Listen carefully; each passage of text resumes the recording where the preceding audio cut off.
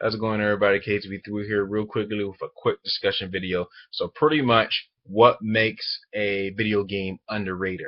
Underrated, and pretty much I looked up the term underrated, and pretty much it means underestimate the extent, value, or importance of something or someone. So pretty much, video game is under the radar, hasn't really got the hype as many people would expect it. Didn't really have that hype when it first came out, or didn't really have a good preview or something. A game that doesn't, the game that looks decent and is fun to others, but it's not fun to majority of them. It can fall in a whole bunch of different places.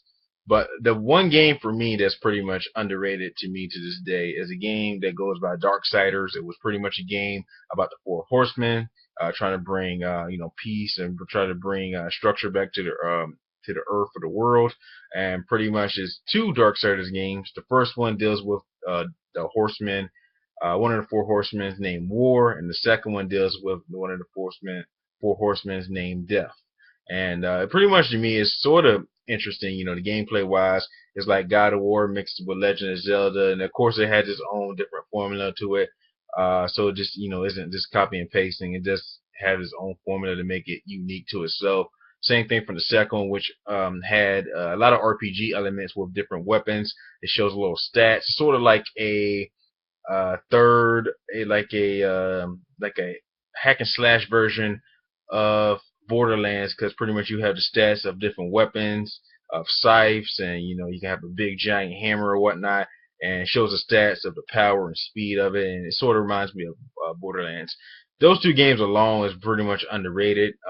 Many people out there didn't like the game. I liked the game. It had a lot of good formulas from legendary games like God of War, and like I said, The Legend of Zelda, which isn't really a bad thing, if they borrow elements from these franchises, unless they, put their own, twist in there as well. So, it isn't really just like copying. And me personally, that's pretty much one of my games that are underrated. It's very rare. You go out there and actually talk to somebody and say, "Do you know what Darksiders is?" They probably may know it, probably may heard of it, probably will not. I actually looked up some more information of what some games is underrated, and it had stuff like Wet, Mirror's Edge. I think it had the first Alan Wake was on there. I know they had like some DLC after Alan Wake, and the Darkness, the original Darkness. Many people say the Japanese RPG game that came out last year, Ni no Kuni, a game was very interesting, and I loved it a lot last year, was very underrated as well. It can go from a lot of things, from some Japanese RPG games. It doesn't really. Some people over here, in the U.S. don't really play Japanese RPG games. That's pretty much maybe a lot of games underrated there. And this games that many people on the Western side isn't really, are comfortable or interested in than games on the Eastern side. So that's pretty much it. That's my term of, I guess, an underrated game, and my example dealing with Darksiders, a game that I really like, blending different types of game elements into one, of course adding its own flavor to it as well.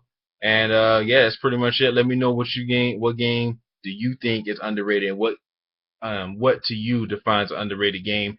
Just plenty hidden gems under there, like Wet, like Mirror Edge. There's like a whole bunch of games out there, and I know I haven't really talked about all of them, but I just gave you a little information of what game that I think that was underrated to me. So thanks for watching. Like, comment, subscribe, and as always, have a wonderful day, and I see you guys in my next video.